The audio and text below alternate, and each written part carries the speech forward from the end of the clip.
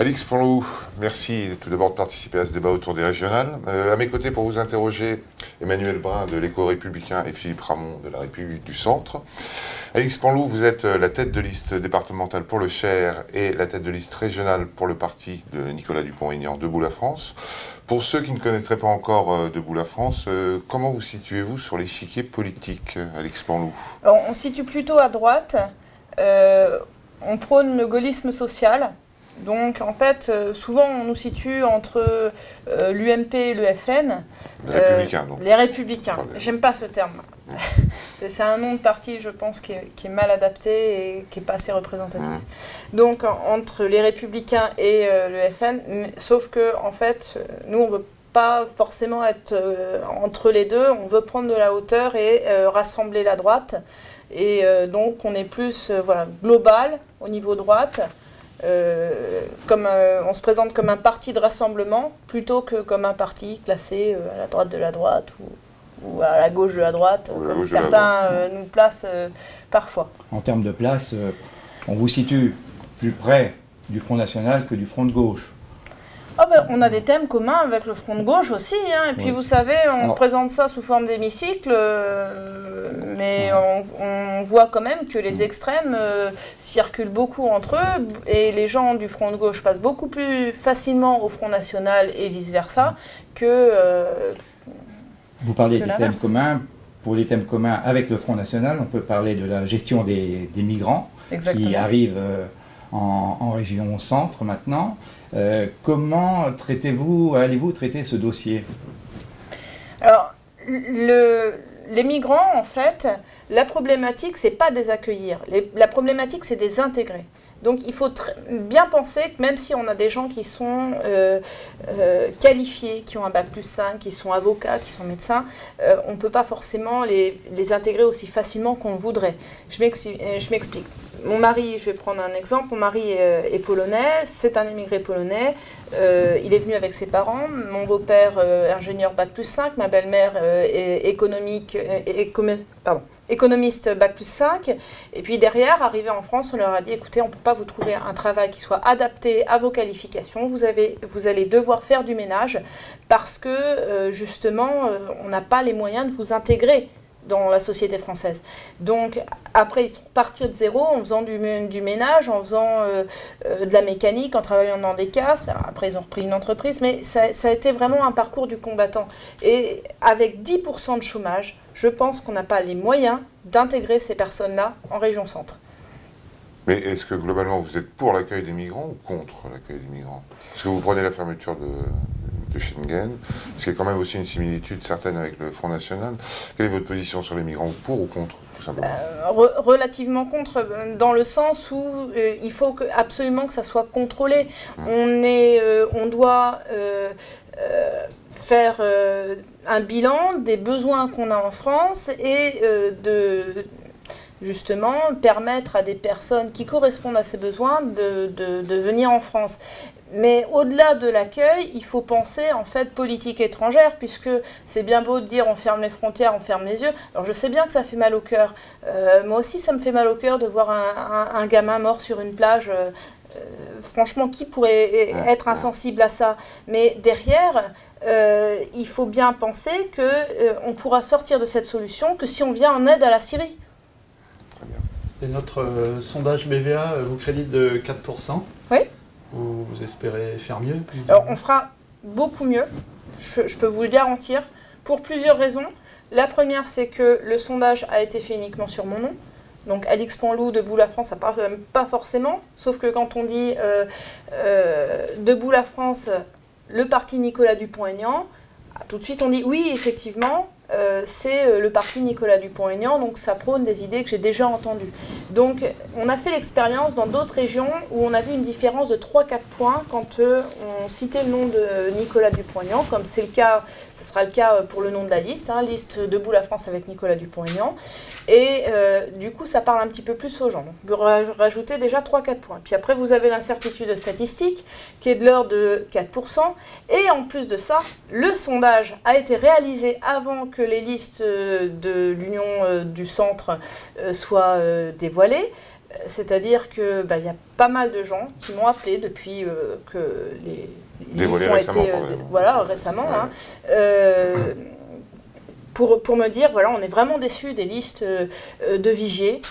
Ils ont oublié des personnes fondamentales dans le Cher, dans l'Indre-et-Loire. Alors, je pense notamment à Aymar de Germay. Mais comment il a pu se priver d'un atout comme Aymar de Germay, qui a fait la campagne depuis le mois de mai? Bon, après, c'est sa décision. Mais du coup, il y a beaucoup de gens qui vont voter pour nous parce que ils en ont marre de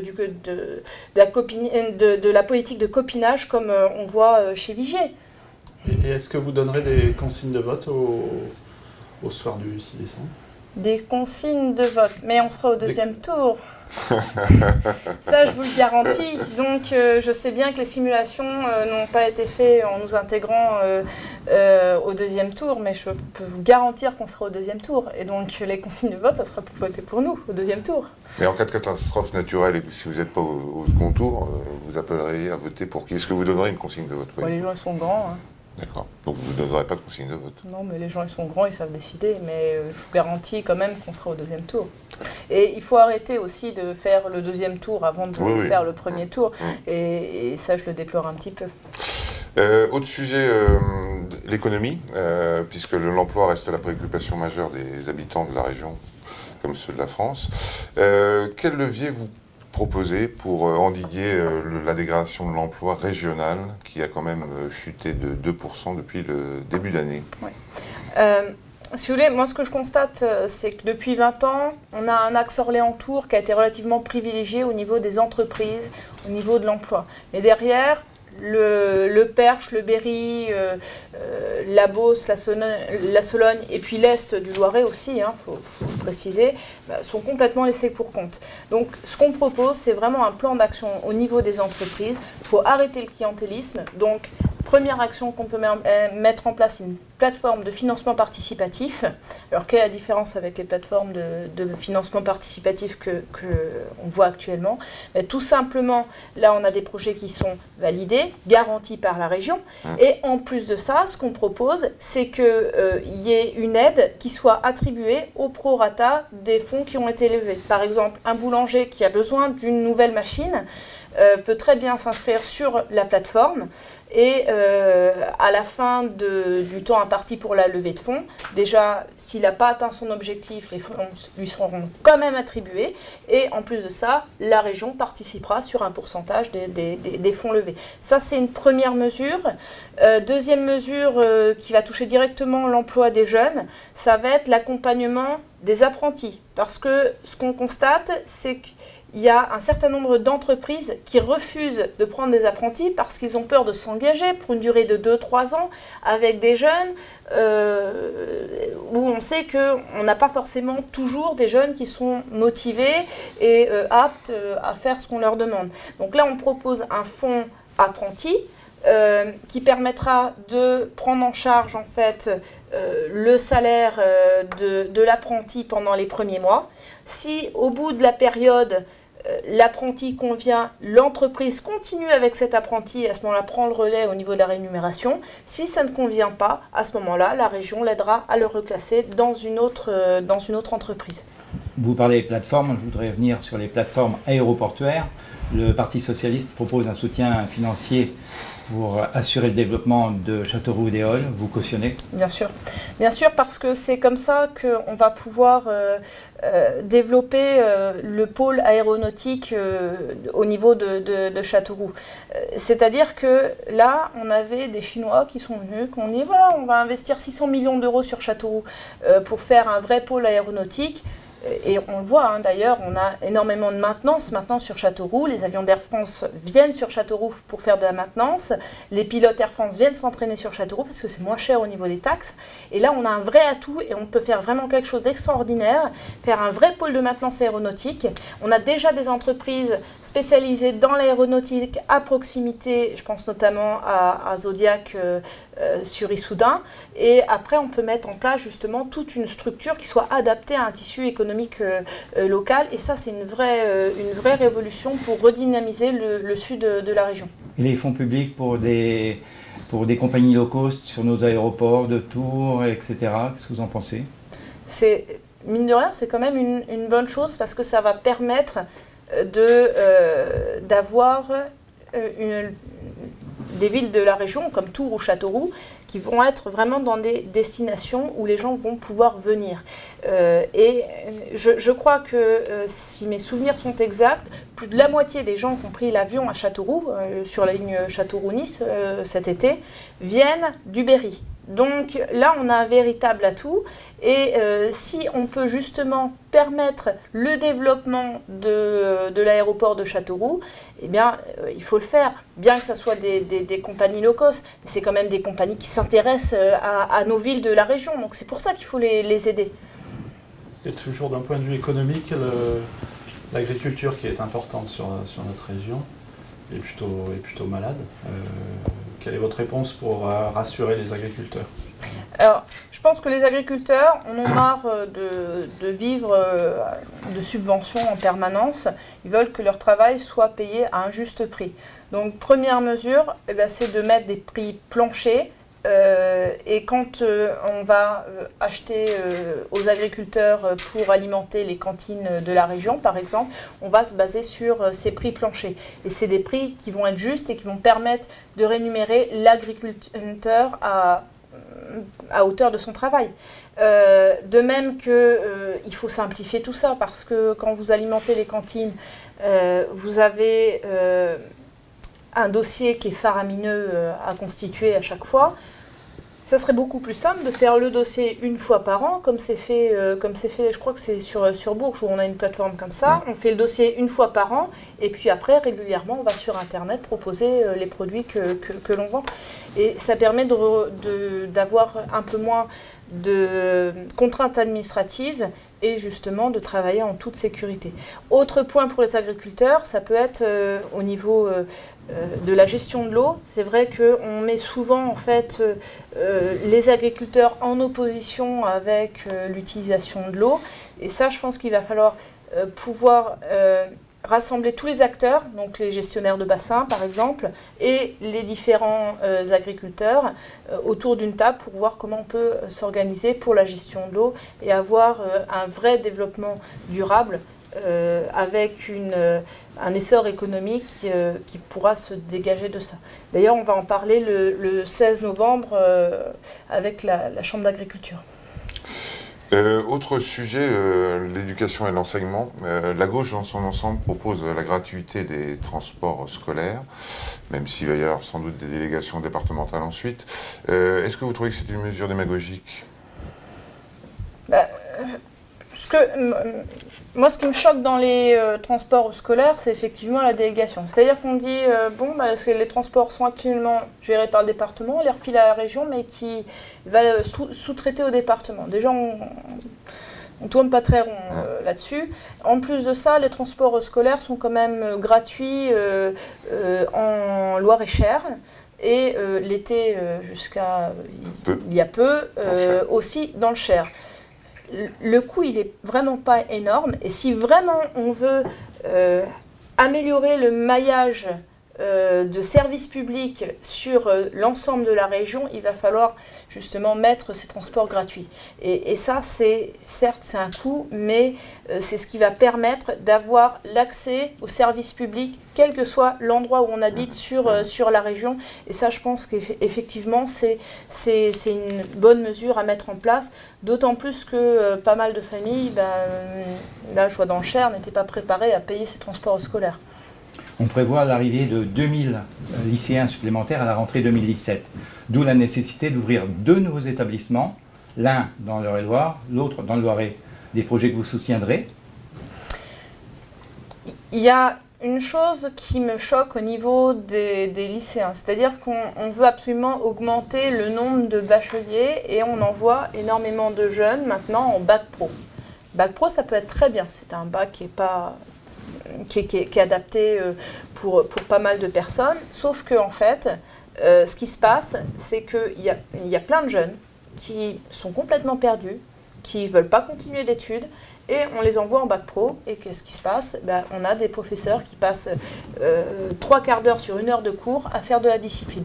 Et ça, je pense que payer des enseignants pour faire de la discipline, c'est pas normal. Donc déjà, soyons un peu plus sélectifs sur la qualité des jeunes qui veulent faire un bac.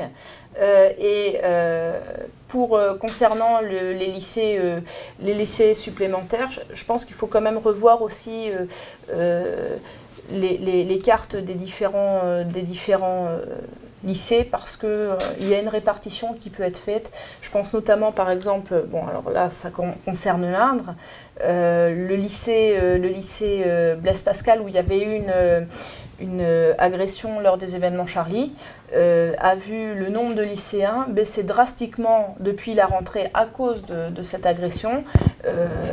Ça veut bien dire que des gens ont détourné la carte pour aller dans d'autres lycées. Donc commençons par imposer un certain nombre de lycées. Alors je sais bien que le jeu des options peut faire qu'on peut détourner, mais commençons déjà par avoir une gestion raisonnée et raisonnable de ces lycées-là. Et qu'est-ce que vous prenez pour améliorer l'apprentissage et la formation professionnelle? Au niveau de la formation professionnelle, ce que je constate, c'est qu'il y a pas mal de jeunes qui ont plus de 26 ans, qui veulent reprendre des études. Je pense notamment, il y avait un cas qui m'avait touchée quand j'avais fait du porte-à-porte, une jeune femme qui, à 18 ans, s'était mise en couple dans un petit village dans le fin fond du Berry, et qui a eu 3 enfants, et à 27 ans, elle se retrouve mère célibataire, sans le permis, coincée dans un village où il n'y a pas de transport, ou quasiment pas de transport, et elle souhaite reprendre une formation professionnelle, sauf qu'elle n'arrive pas à trouver de patron, parce que il faut savoir qu'à partir de 26 ans, le patron est obligé de payer l'équivalent du SMIC. Sauf que payer l'équivalent du SMIC pour avoir une personne qui est là présent 1 semaine sur 2, c'est pas normal. Donc il y a le fonds d'apprentissage qui peut permettre justement de prendre en charge une partie de ces frais-là et d'avoir une personne qui est payée au prorata du temps passé en entreprise, quel que soit l'âge. Donc ça, c'est une première mesure. Deuxième mesure, je pense qu'il faut aussi faire le tri au niveau des formations qui sont proposées. Quand je vois que les Fénoal dans l'Indre participent à un plan de reconversion, donc pour certaines, pour devenir esthéticienne, je me pose quand même la question, parce que dans l'Indre, on sait très bien que pour une offre d'esthéticienne proposée, vous avez 10 candidats. À quoi ça sert, sincèrement, de reconvertir des personnes qui sont justement licenciées dans un domaine où on sait très bien qu'il n'y a pas d'emploi? Donc il faut commencer par adapter les formations proposées au tissu économique local. Et ça, c'est quelque chose qui se fait en adéquation avec les différentes personnes et les différentes entreprises présentes sur les différents départements. Pour terminer, une question un peu sur la culture, si vous le voulez bien. Philippe Vigier, donc la tête de liste pour la liste de la droite, l'Union de la droite et du centre, propose et imagine un Puy du Fou régional pour attirer un petit peu plus de spectateurs. Qu'est-ce que vous en pensez? Est-ce que vous êtes pour des manifestations plus populistes, dans le bon sens du terme? Puy du Fou, Berrichon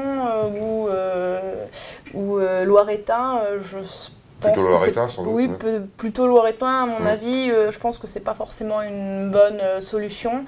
Il y avait un événement qui m'avait particulièrement marqué, c'était la Biennale de Sologne, qui coûte que 200 000 €, qui irrigue 20 villages en Sologne. Et ça, c'est de la vraie culture. Et c'est irriguer les populations locales au niveau culturel. Après, il ne faut pas oublier non plus les villes, mais c'est vrai que des projets énormes comme celui de la Maison de la Culture sur Bourges, il faut arrêter ça, alors que... Vous êtes pour l'arrêt d'un nouveau projet Maison de la Culture? Je suis contre la nouvelle Maison de la Culture. D'accord. Si vous voulez, j'ai des parents qui sont architectes.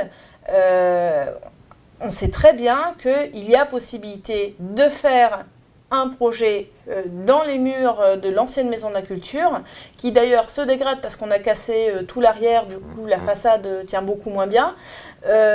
Et de toute façon, même si on fait un nouveau projet de maison de la culture, il faut quand même réhabiliter l'ancienne.